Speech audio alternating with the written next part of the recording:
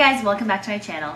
Today I wanted to give you guys an update on what's been going on in my life because I can't believe that I'm coming to the end of my 2L year and I'm basically 2/3 of the way done with all of law school. I feel like in some of my other videos I've talked about the kind of prep you can do to get ready for law school or what very specific moments in law school such as exams are like, but I thought it'd be good to check in and basically illustrate what I mean when I say that, for example, being able to juggle a lot of things on your plate is a very important part of being a successful or at least surviving law student. So let's see. It is the very end of May right now, and since we're on the quarter system, I have until the first week of June to finish out the quarter. In this time, I have about 6 major background things that I need to be working on sort of simultaneously, which, depending on your personality type, can be very daunting. It is daunting for me as well. I'm honestly exhausted, but the work goes on. So, the very first thing and the most pressing thing I have on my plate at the end of the quarter is, of course, exams. I have 2 exams this quarter. One of them is an 8-hour take-home exam, so we get all the prompt and material as an online document, and then we just type it on our own time within an 8-hour window. Now, some professors write exams that you could finish in 5 hours, and some push it so that you have to take the whole 8 hours. Either way, it is very painful to be working on a single thing for 8 hours straight. I normally take a break to eat and stretch and walk around, but you're really supposed to be kind of hammering away for the entire time, so that's kind of painful. The other exam I have is a more standard in-class exam. I believe it's going to be 3 hours, and I've talked about exams in another video, which I will put in the cards up here. But for that exam, I anticipate just sort of trying to churn out as much material as I can, and I'll probably end up writing between 10 and 14 pages worth of material in those 3 hours for that exam. So I have those 2 things coming up very soon. I have about 5 days to review all the materials, finish up learning materials since we still have class, make my outlines, study, and then take the actual exams because I'm hoping to be done by this time next week. And I'm traveling on the weekend, so that kind of wipes that out. So exams, that's one. And the second thing I have is a paper for my 3rd class. I have to turn in a detailed outline that, outlines the argument itself and the sources that I anticipate using and how I would use those sources. And part of the problem is that I'm still trying to narrow down my topic to a workable scale.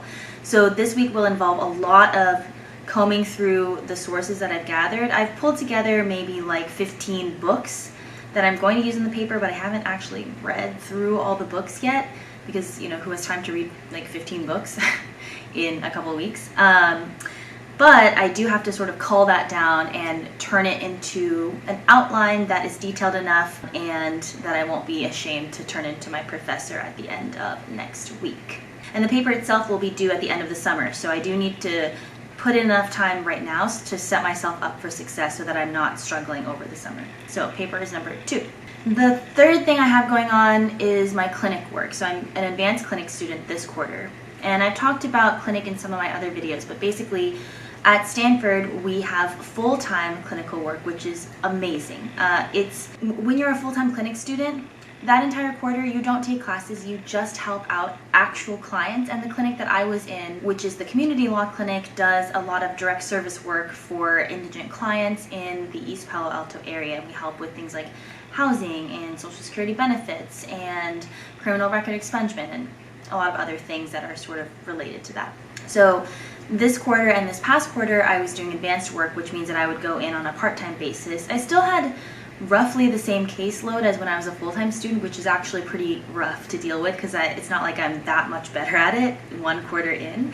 But at the end of this quarter, within the next 2 weeks, I need to wrap up the 3 cases that I have for clinic, which involves meeting with clients, cleaning up the file within the clinic itself. So making sure that if my case gets taken over by another student, I've written a full memo detailing what I did, what needs to be done, any issues that they should research when they come in, so that it's a seamless transition. So that's number 3.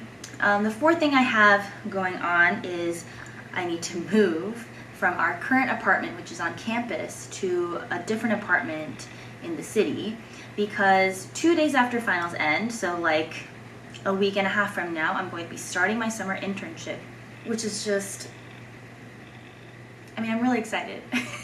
I'm excited to like learn about firm life and to try this thing out that, you know, so many people end up doing. I'm going to learn a lot, and I'm sure I'm going to have great mentors, and it's going to be amazing. But it's also like, it's going to start 2 days after I finish all the things I need to finish for school, and in that time we need to move our entire apartment's worth of stuff to a different apartment, and it's just a lot. And I of course really want to make a good impression at my new job, and I need to like kind of prepare a little bit and think about what I want to get out of it and do some other prep stuff. If you're curious about the process of finding a job at a law firm as an associate, I have a video on our on-campus interviewing process, which you should check out. The fifth thing that I have, which is truly like an ongoing background thing, is that eventually I need to sit down and start applying for clerkships.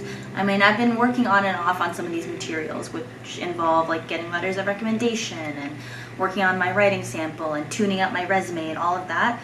It's a lot of discrete pieces that you have to like bring together. But clerkship applications are going to open very soon, I believe in 2 weeks, and I have a lot of work to do still, mainly involving researching judges, calling their current clerks to figure out, you know, some of the behind the scenes stuff that comes with working for that judge, and deciding whether I want to apply to them or not. There's that. And finally, I have some background work for a specialty journal that I'm editing with a team of my classmates. Journals within law school are opportunities for professors or other like rising scholars to be published, and they're edited by students and provide some of the basis for some of these professors to be hired or get tenure or other like benchmarks of their career. So it is actually very important to do a good job, and I have signed up to edit a journal on civil rights and civil liberties, which I am really excited about, and I love the work, but it's just getting squeezed into the in-between spaces of all the other stuff that I need to do. All of that to say, I have a very, very busy 2 weeks ahead of me, mostly front-loaded into the first week and a half, starting from today.